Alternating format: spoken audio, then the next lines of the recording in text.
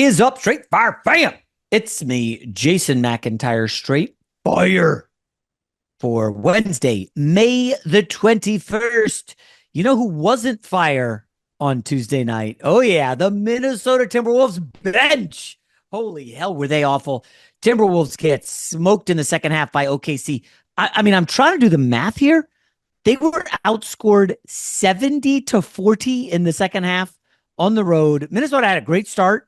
Right out of the gate, looked good, and then folded poorly, extremely poorly. And the Thunder take a 1-0 lead in the Western Conference Finals. Game 2 line is already out, and it's 7.5, just like Game 1 opened. So no overreaction. Although, Rob, my sense, and again, this is just a sense, watching the pundits on TV, seeing the gauges on social media, it looks like everybody thinks this is going to be a runaway. And OKC is clearly the better team. I guess we're watching two different games, Rob, because I know they won by 26 points. I just wasn't that impressed by OKC. I thought Minnesota came out like a team that was like, okay, we belong here. And they hit their early shots and they look good early.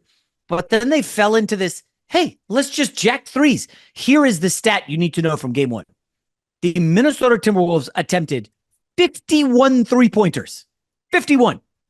Now, best I can tell, that is a record for a conference finals game. That's according to Tom Haberstroh. 51 threes is a record. It's fine when you're hitting them early, but to just settle in and say, hey, you know what? We're going to limit the turnovers. We don't want to turn the ball over too much, and we're just going to jack threes. And it was like, what? I expect much more from Chris Finch. Obviously, you could just discount the fourth quarter. It was totally irrelevant. But again, this to me was less about this mighty OKC defense that Rob is going to rave about here shortly. And it was certainly less about SGA. Why is Michael Malone and everybody caping up for SGA? Folks, he was 2 for 13 in the first half. He was 8 for 14 in the second half. Okay, wonderful. So he was 10 of 27. That's 27 shots for SGA, and he scored 31 points. Am I supposed to be wowed by that? 27 shots, 31 points. That's like a Russell Westbrook line. Oh, by the way, 0 for 4 from deep. But he did make 11 of 14 free throws. And yes, the free throw merchant attempted 14. Minnesota made 15 as a team. So I'm not even going to play that card. Obviously, OKC's bench once again was terrific. Cason Wallace, that guy is a problem. Obviously, very skilled. He's one of these guys. I don't want to say, this is going a little overboard. But when OKC last went to the finals, they had Kevin Durant and Russell Westbrook as the two stars. And they had a sixth man named James Harden, who was terrific. He eventually, coming off the bench, they were like, well, we can't afford him, or we're not going to be able to afford him, which was stupid. Let's ship him out of town, which they did. I don't think Cason Wallace has the upside of James Harden. I feel like James Harden has one MVP, maybe. He's got multiple scoring titles. But Cason Wallace is a version of that. A young guy who's 21 on the bench who is going to pop eventually. He only took 3 shots in 33 minutes, but 7 assists, a steal, and he was plus 21. He's a problem off the bench. Now, Kenrich Williams, who I don't even remember at all from the Denver series. They played Jalen Williams, not J-Dub, Jalen Williams. Jalen Williams didn't even play in game 1. He was the backup who showed somewhat well against Jokic. Kenrich Williams comes on, and he hits 8 points. By the way, Kenrich Williams had I think 2 baskets in a row in that pivotal third quarter. Caruso did well off the bench. Isaiah Joe came on. Their bench is strong. And I thought they were a big difference in the third quarter when they ran away. But ultimately, to me, this was more about Minnesota having kind of a poor game plan, which I'm surprised because I think they have the coaching advantage in Finch. 51 threes makes no sense. Now, let me get to the real bad news. So, obviously, Julius Randle carried in the first half. He had 20 when Minnesota led. But, Rob, the real problem for Minnesota was when they turned to their bench because Jaden McDaniels got in foul trouble. Rudy Gobert got in some early foul trouble. Then they just decided, you know what, we're not going to play him. Naz Reid, Dante DiVincenzo, and Nickeil Alexander-Walker. That trio has had a good postseason. They had a great regular season. Naz Reid might be the 6th man of the year. They combined to shoot 7 of 36. And they shot 5 of 28 on threes. Naz Reid particularly was horrific. He's got that funky shot And I think he made maybe his first or second one. And then it was just Clang City. 0 for 7 on threes for Naz Reid. DiVincenzo, 3 for 12 on threes. So let me get this right, Chris Finch. Anthony Edwards plays 37 minutes and takes 13 shots. And Naz Reid plays fewer minutes, attempts 11. Alexander Walker plays fewer minutes, attempts 11. And DiVincenzo shoots 14 shots, more shots than Edwards. I don't really know what happened. I don't want to blame this on Chris Finch totally. I would need to rewatch the game to find out if this is OKC saying we're not going to let Ant beat us. Ant was fine, but he was definitely not a difference maker. I didn't love the 4 turnovers. So Rob, ultimately, it's not time to push the panic button. Obviously, you need one at home. I just maybe I'm just totally missing it. It's possible. I don't see OKC as world beaters despite a 26-point win. And now I'm sure I'm going to get killed in the comments. Oh, yeah, you're definitely going to get killed in the comments. I mean, I don't know how you can say a team wins by 26 points. You're like, I'm not impressed by what they did. Look, their defense, and I don't say this lightly, is as good as any NBA defenses I've seen since the bubble Lakers. Now, they're totally different style of defenses. The Lakers obviously were funneling everything to the inside with AD and Dwight and JaVale and all those guys, and they owned the paint. OKC also owns the paint, but in a completely different way. We talked about it coming into the series. They were leading the postseason in point differential in the restricted area, plus 8.5 per game. Minnesota, to their credit, was right behind them at 7.5 per game. The difference was in this game, to your point, Minnesota got completely shut out of the painted area. Not because Chet Holmgren or Isaiah Hartenstein is just denying everything at the basket. That wasn't it at all. Their wings, Alex Caruso, Kason Wallace, you mentioned, J-Dub, SGA when he's out there playing, like Lou Dort, they get so into you defensively, all in your jersey. Their pressure is something that I can't recall seeing in all of my years of basketball. Now, we've seen physical basketball before in the 90s and the 2000s, but the difference was the court was shrunk. You didn't have as much movement. You didn't have as much spacing. So it was easy to be physical like that. OKC in the pace and space era has guys that can get all in your mug and defend 94 feet on a spread basketball court. And that's a big reason why points in the paint, OKC 54, Minnesota 20. And if that's not good enough for you, I know you're saying not impressed by the defense, discount the fourth quarter, it was a blowout. Sure, if you want to play that game, that's fine. Here's what Minnesota shot in the other 3 quarters. The first quarter, 8 for 21, 38%. The second quarter, 7 for 22, 32%. The third quarter, 6 for 19, 32%. This OKC defense is gnarly. And just to put it for our football fans, here's a comparison that I thought of in the wee hours of Tuesday into Wednesday. Let me know if it makes sense to you. Maybe I'll get cooked in the comments too. This OKC team reminds me a little bit of the NBA's version of the Kansas City Chiefs. Okay. The Chiefs defense was incredible. That's how they won their games. They lean on their defense. They find ways to win. Their best player, Patrick Mahomes, to put it lightly, got a very soft whistle in the NFL. Did he not? Very. Could you not say the same thing about this current OKC team? Their defense is going to carry the day. That's how they win. That's how they make their money. They're also led by an MVP and SGA who, to your point, did not play great, but his style of play gets a soft whistle. His herky-jerky movements leads to him getting to the free throw line a lot. It's not fun to watch unless you're like a real purist of the game. So I said on Twitter, it's not ethical basketball, if that's how you want to call it. But goddamn, is it effective? Well, Rob, it's interesting you say swallow the whistles. There was a litany of videos posted online about how soft-ass whistles against Minnesota. And there was one where SGA is like flying to the left and Anthony Edwards is right with him and they call an and one. And you could just see everybody on Minnesota be like, what are you doing? Like, how on earth could you have watched that Detroit, New York series where it was prison rules basketball? Okay. And call this. It's just a lack of consistency. It's just that it just hurts the NBA. Now, I did see an interesting number regarding the threes, Rob, where Minnesota just kept settling. So teams are now 2-18 this season when attempting 45 or more threes against Oklahoma City. I hate to break it to Minnesota, but you guys are not the Celtics. You can't make a million threes. Like, you've got some good 3-point shooters, but as the Lakers proved, this is not a great 3-point shooting team. Remember, the Lakers and Timberwolves were close in, I think, the final 3 games. Might have been the final 4 games. And Minnesota couldn't shoot threes, and that's why the Lakers were able to keep it close despite having like nothing on the interior. But OKC got wise. They said, we're not going to jack threes. They only took 21 threes. 21 versus 51. Now, in the first half, when Minnesota was jacking threes, Rob, it wasn't a big deal because they were collecting offensive boards. They had 8 offensive rebounds in the first half. And then in the third quarter, they're jacking threes and they got 0 offensive rebounds. So all of a sudden you get OKC like, we're just going to, let's rebound the freaking basketball, not give Julius Randle and company multiple chances. And you just kind of turn their water off. And then they had nothing. I did see, Rob, I'm sure you saw this. There's a video circulating. Anthony Edwards and Julius Randle are at the podium. Anthony Edwards picks up the scorer's sheet and points at something, and him and Julius Randle both laugh.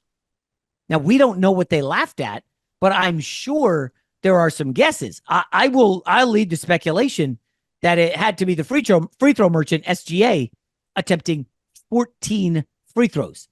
Folks, Anthony Edwards attempted 7, Randle 6. Combined, SGA attempted more than they did. I mean, is that what he was laughing at? I don't know. Is it Jaden McDaniels fouling out, which I found puzzling?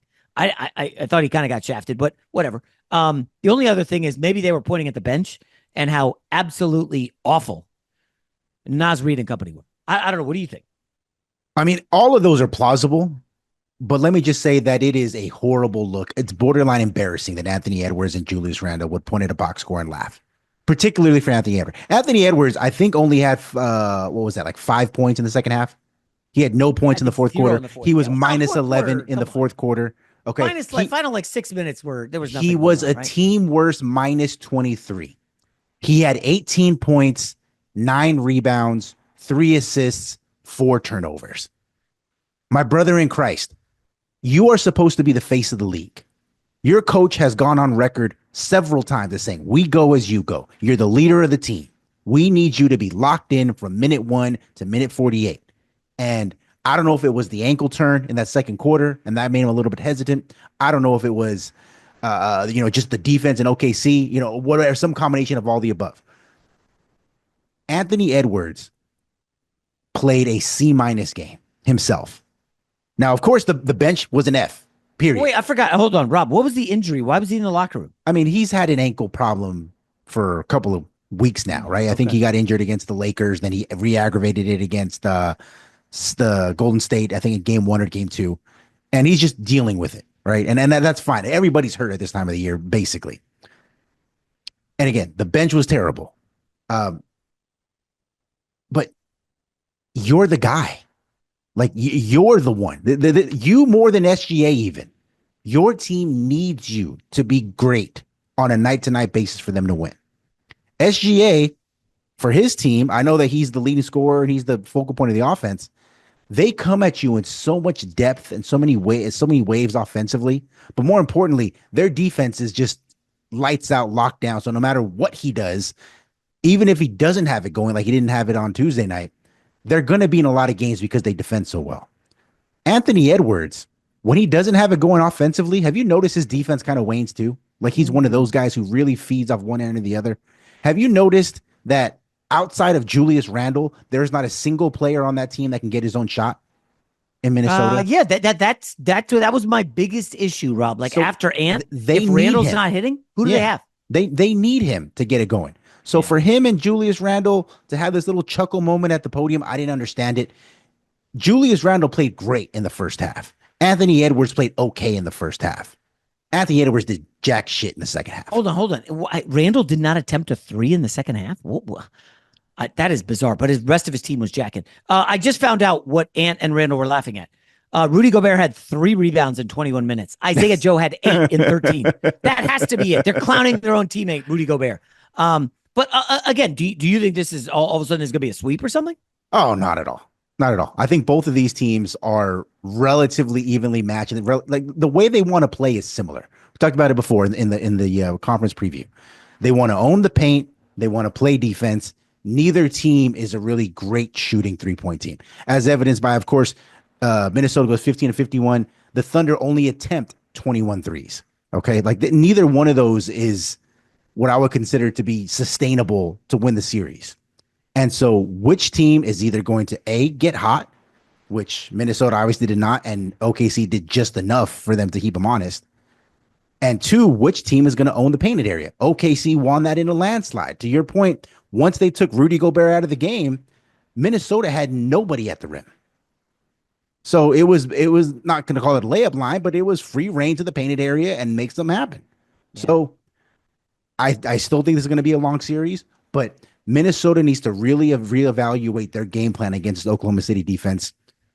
If it means Julius Randle being your point guard, but what they did in game one obviously did not work. I'm wondering, I would love to see a track of how many possessions of zone defense they played. I don't think Minnesota played much, if any. No. I wonder if Finch was like, all right, you know what? We're going to try this and we're going to save this for, you can't fire all the bullets in the chamber. You can't just fire everything early. I will say, people are like, Jay, you're not giving any props to OKC. I will say, I looked it up. The kid, Kenrich Williams, who came on and was good. Rob, do you want me to, I just looked on his game log. Okay. Do you know how many minutes he played in the non-blowout games against Denver, ignoring the two blowouts? 0. Correct. He played when they beat Memphis by 51, he played a bunch. And in another game against Memphis, he played 2 minutes. He's barely played since the end of the regular season. They put him in the second quarter. I was actually like, who is that? I don't remember him at all from the Denver series. And it's like, this is a guy who played in the regular season, essentially was relegated to the bench. And then it's like, hey, Western Conference Finals, second quarter, game 1, Kenrich, get in there. Like, do you know how hard that is?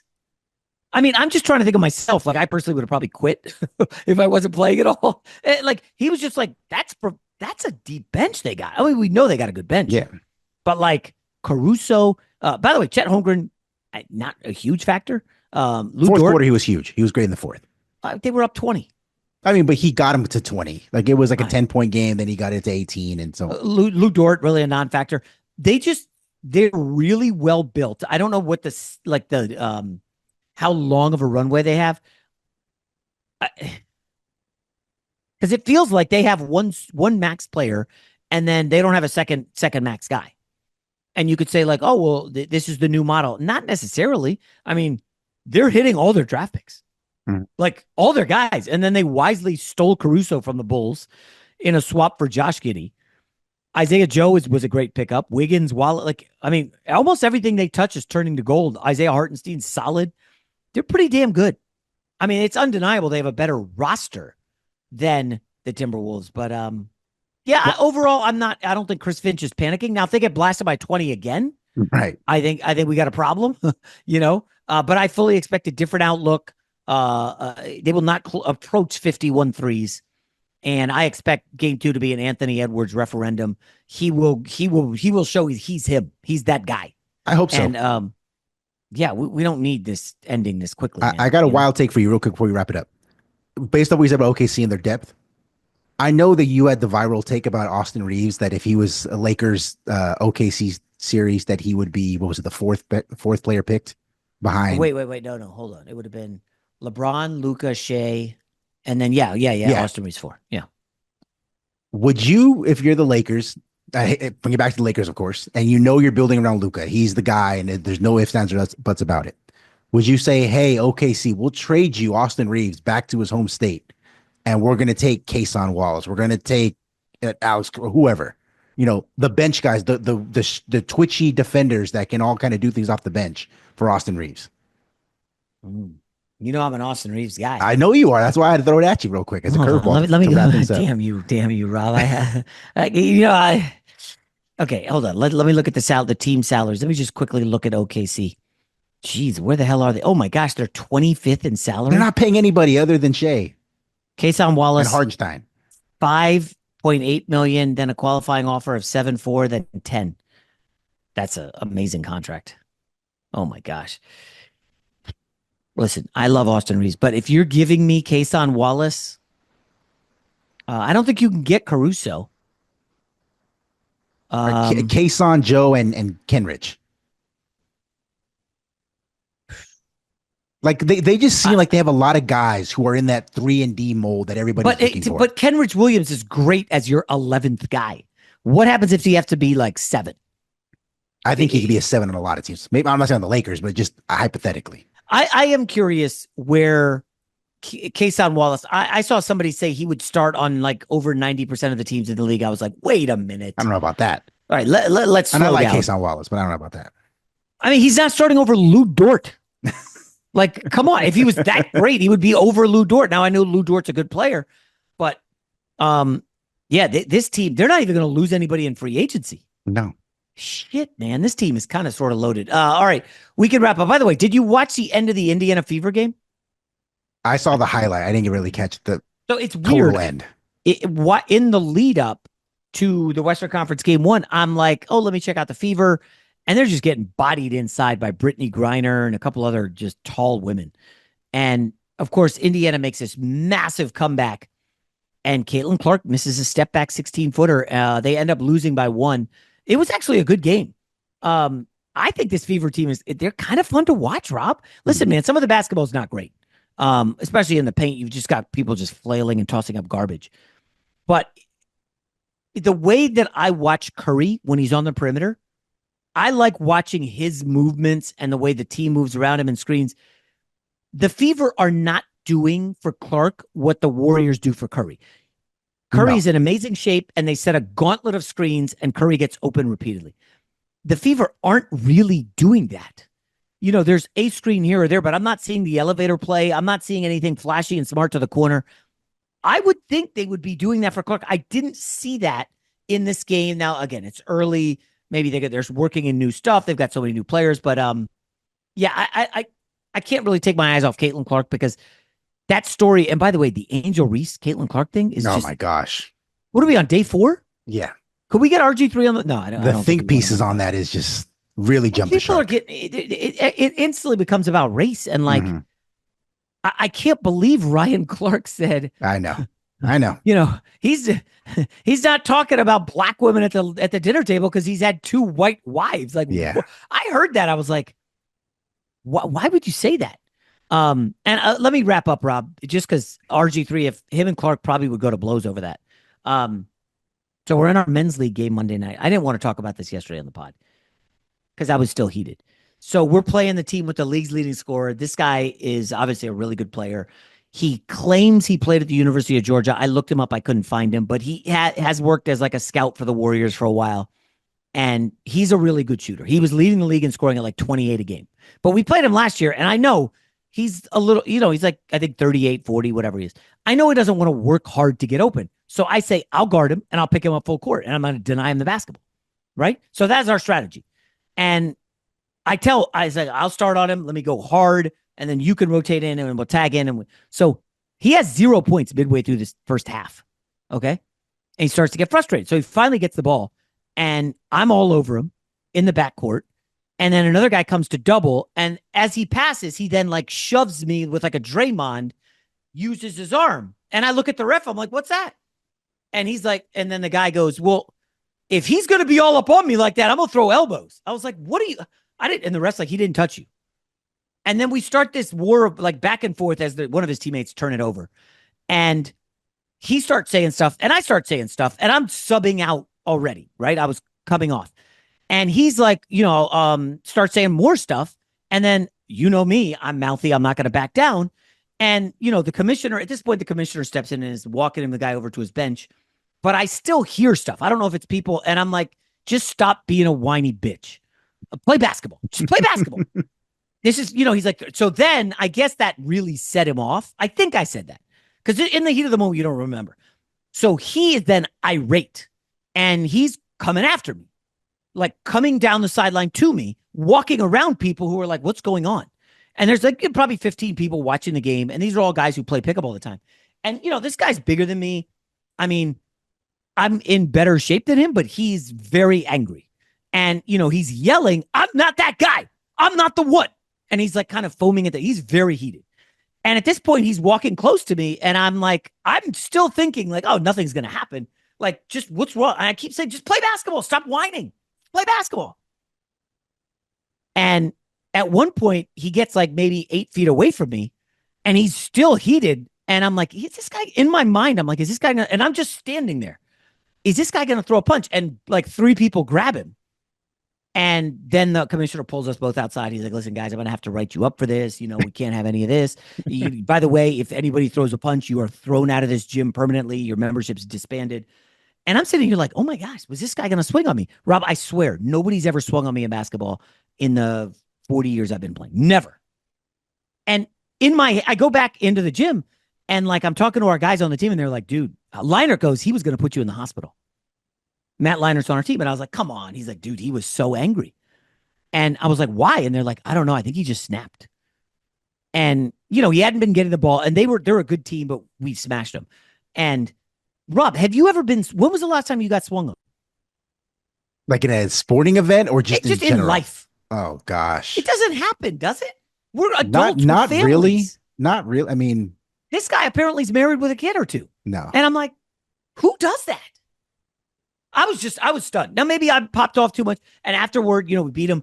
And he's new to this team. So a lot of the guys didn't know him. And after him and I had to both sit out, we both rested after this. We went on like a 15-0 run or whatever. And after the game, I noticed like, we go to say, hey, good game. His whole team like walked away from him. He's sitting on the bench with like his head down. I go around like, Chris, hey man, sorry, I don't know what I said, but sorry, I lost my head. He's like, yeah, no problem. It's all good. I'm sorry, man. And I'm sitting there and I'm like, maybe he had a bad day. Maybe he lost his job. Something happened to his cat. I don't know. But Rob, I just have a hard time wondering like, what makes a grown adult with a family and a job and like a life, what makes you snap like that? It's never that incident. And we think we talked about it on other shows about other people. You getting in his mug and trash talking, I promise you that I I don't get in people's faces. And but whatever. In that instance, I promise you that was not the impetus behind him potentially swinging on you. It's something that happened the day before, an hour before, a week before, or something that's been building and building and building. And you just happen to be the one that set him off. Because either he, something happened with his wife. I don't know what it is. And, he's not going to hit her, obviously, but he can definitely hit Jason McIntyre. Like, there's not going to be any repercussions from that. Like, God forbid, I get kicked out of a basketball league. That's the worst going to happen. Well, not the league. You're a member at the gym. You'd be kicked out of the gym. Whatever. But I'm saying, like, relatively, that's not going to, like, you're not going to punch your boss at work, but the guy I play with on the rec league that is not on my team, he just happens to be the one. Do you remember the Chris Childs, Kobe Bryant incident? I do. Do we ever get word on what happened? Why that, like that? I mean, like you don't see that in the NBA. Guys just toe to toe, just swinging on each other. You don't. That never happens. Do you remember the Rick Fox, Doug Christie? I like that one better. Oh yeah, that one. Where they met in the locker room. I think one went down the hot tunnel. Yeah. That is like it had to be something personal. Mm-hmm. I just it surprises me. Obviously, getting heated and upset and getting in someone's face, but like being ready to swing on someone is like that's wild. Anyways, I don't know why I told that story, but maybe you could see Minnesota Timberwolves show some fight like that in game 2. That was your version of Clark versus Reese. That little thing, that was your version of it. I'm waiting for the think piece on this. One of the guys on our team was like, J-Mac, that wouldn't have been a bad trade if you both got ejected. And I'm like, I'll take that, I mean, I think I hit 5 threes in the game. I don't know if they posted the box score. Real quick, Knicks are 4.5 tonight. Who you got? I mean, I like the Knicks to win, but I don't know if I don't feel comfortable betting a spread on this game at all. I did pizza money on the Timberwolves. That was flushed third quarter. So I'll put on the Knicks minus. Hopefully I can get a 4. I think they'll be okay in game 1. This is a really good Knicks team. By the way, Garden is going to be just absolutely geeked. And I think Knicks got this one in. And by the way, the history of these teams, a lot of double-digit wins. Mm-hmm. So it's going to style of play. The way the Pacers play, it lends itself to big games on either side. Unless you're the Cavs. Yeah. Right.